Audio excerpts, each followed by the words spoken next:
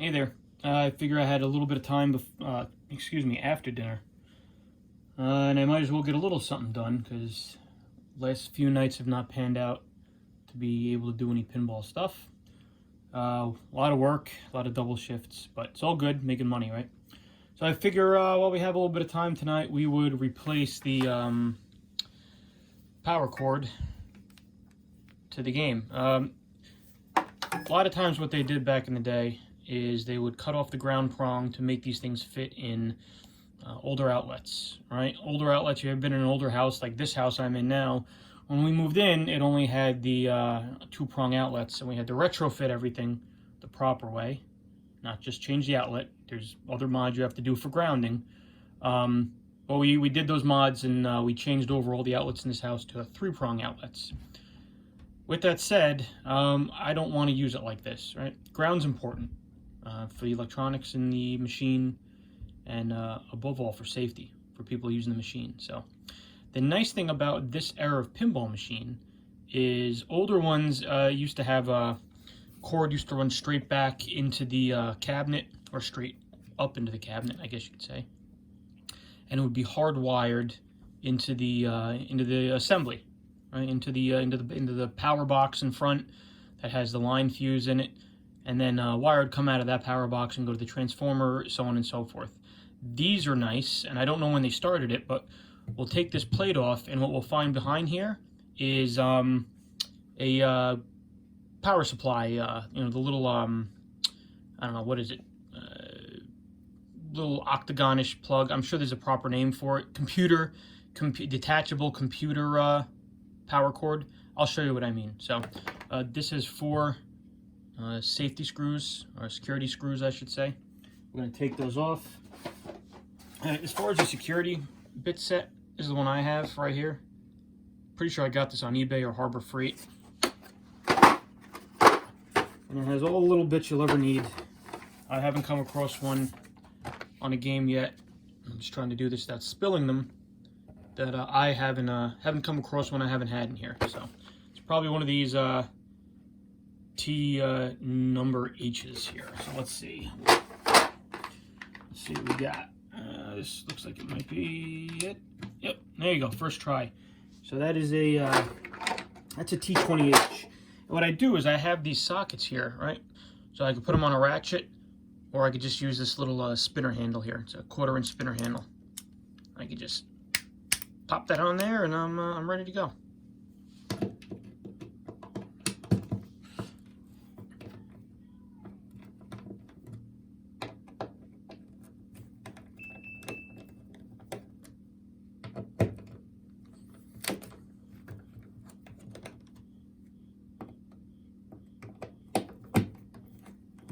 So these screws are pretty loose, actually.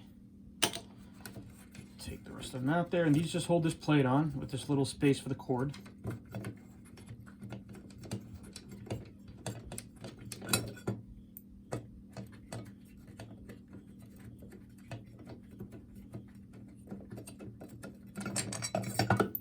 And you can see right in there, you need to remove that one.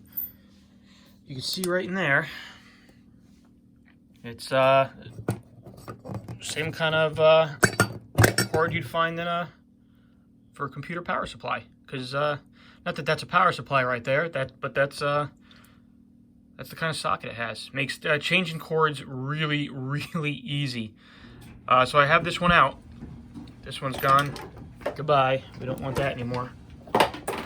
The thing you got to remember with these is these games draw a decent amount of juice.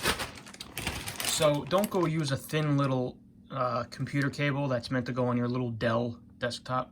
All right, get something with some meat to it. This is what I use for my games.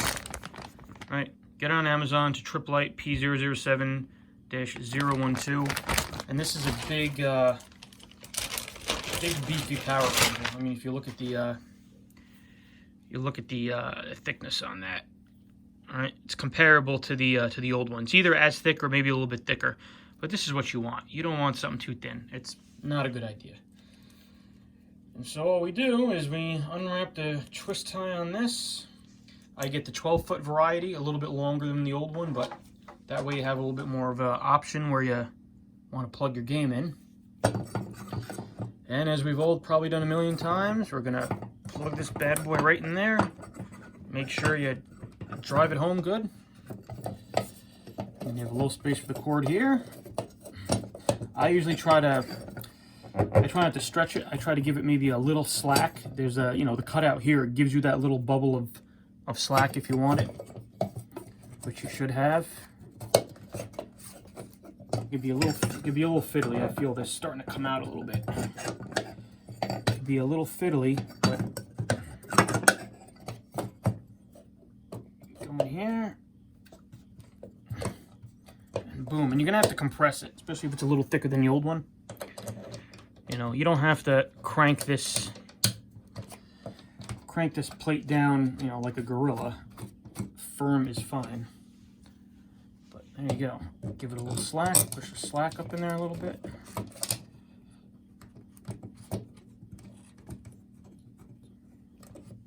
I'm just getting these screws started.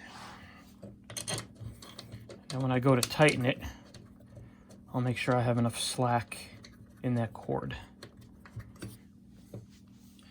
Hopefully I did not block you and you can see what I'm doing. I think I'm pretty good.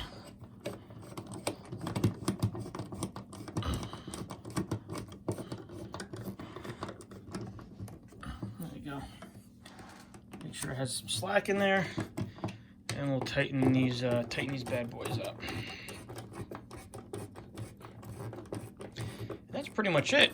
That's how you change a power cord on this era of game. Couldn't be simpler. It's definitely better than having a pop open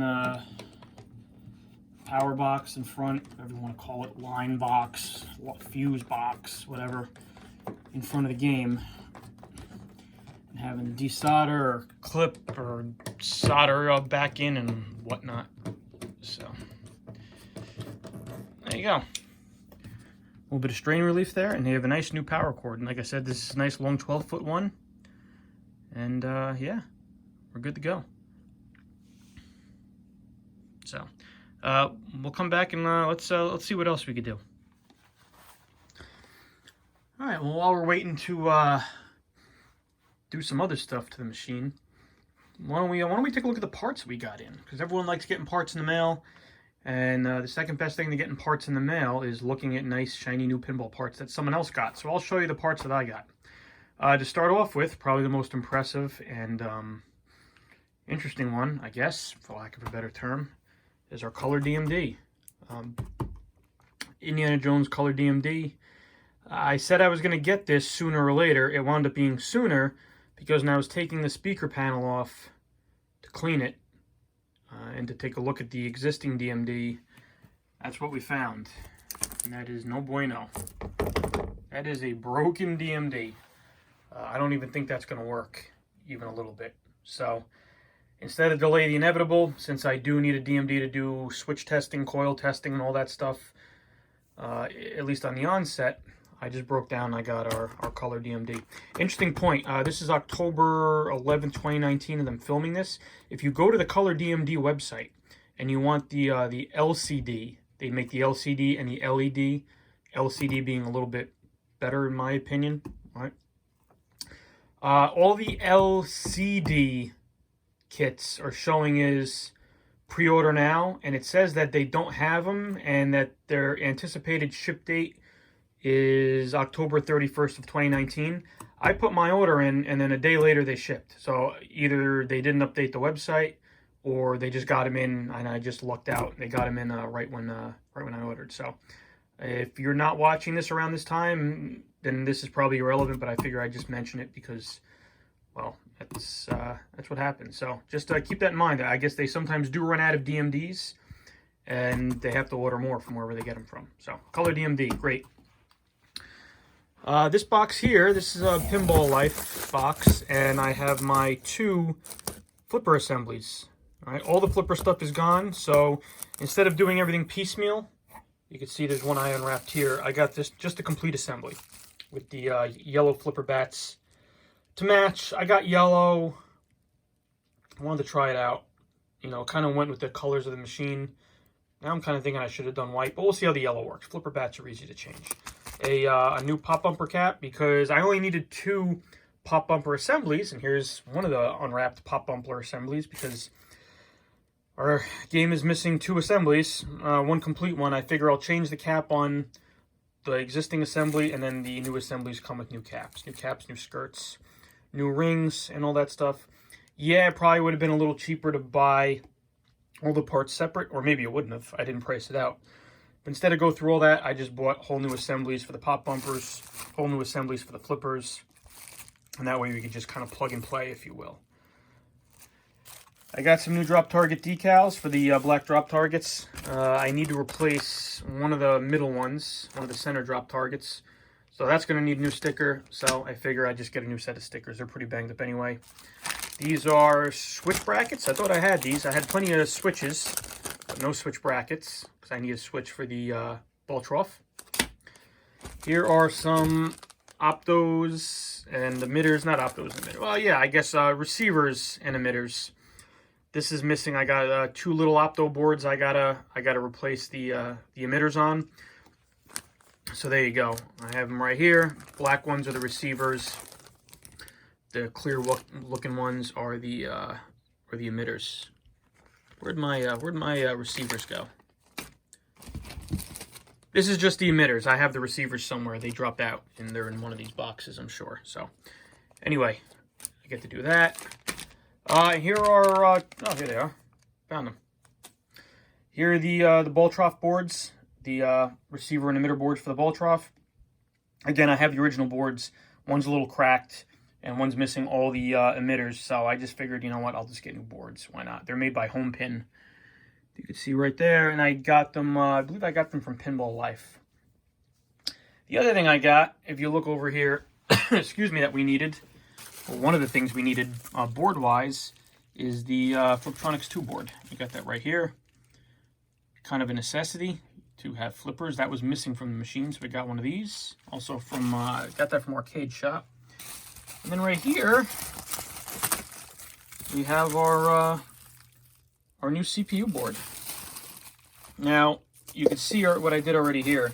I did a video of taking an ASIC chip out, which actually isn't all that hard or scary, but it was a bad video. I had the camera on the tripod. A lot of it wasn't in frame. I couldn't tell. It was rushed. So instead of putting that annoying part of it in the video, well, I might still do it. So if it didn't make this video, that means you're not going to see it and it was annoying. If it did make the video and it was annoying because it wasn't in the frame a lot, I'm sorry. It did get the main parts. You do see me pulling the ASIC and pulling the CPU and the ROM chips out of the original CPU board. You do see that. Just it's a little wonky. Unfortunately, when I did pull this ASIC, I didn't damage it. I looked at it, and I still have it right here. Somebody before me came in and screwed this up and broke a lot of pins off. I didn't notice it while I was sitting in the board, and then when the light shined on it, I noticed there was no shiny pins on the bottom right of the chip. And somebody was in there and they did something to it, or they had this broken one and they threw it in the board. Who knows? Who knows what happened? But this is garbage, and I didn't do it. This is garbage, and we had to order 2 more of these. I order 1 more of them. I always order things in 2s. You never know when you're going to need it and when they're going to go no longer available. So I ordered 2 of these, and that's coming. You know, if I ever really wanted to, I could always rob one from one of my other WPC machines. They're all the same, but I'm not going to do that. I'll just wait for the other ones to come in, because even if I wanted to put this all together and get it working this weekend, I still don't have my driver board. My driver board is down in South Carolina with Clive. He actually emailed me this morning that he's starting to work on it and test it. I wrapped that board up really good. Somehow the top left corner got damaged. I don't know how that happened, but it did in transit somehow. So Clive said he's going to fix it. It's not a big deal. He could do it. And I'm waiting to get the report back from him on what he had to fix, what he had to do, what was bad, what was good. And I also I opted for the expedited board repair. It's another $25, at least around this time. It's an extra $25, and he will turn it around in 72 hours. With all that said, we should be able to start putting this thing back together. Electronics-wise anyway, and maybe turn it on and give it a test, it's some point next week. I am working double shifts on Monday, Tuesday, so it's not going to happen then. So I'm guessing probably later in the week, if not the weekend, we'll have time to piece this together. So yeah, cool. And this weekend I'm going to get started on tearing this playfield apart. I know I said I was going to do that. I have yet to do it. And I also have to decide on my rubbers. Pinball rubbers, that is. I think I'm going to do the Titans again. The colored Titan pinball rubbers. I think they came out really really nice looking on Last Action Hero, with the blue and the yellow. This was the recommended color set that they sold. I think I'm going to do that and see what they have recommended for Indiana Jones. I'm guessing lots of greens, yellows, and orange. As far as flipper rubber, I was thinking maybe orange flipper rubbers on the yellow. I don't know how that's going to look, though. You know, that's the only problem with the yellow flipper rubbers. Not everything goes with the yellow flipper rubber, where everything goes with the white flipper rubber. So, at any rate, I have some stuff to do, so I'll come back and I'll show you what we've gotten done, for better or for worse.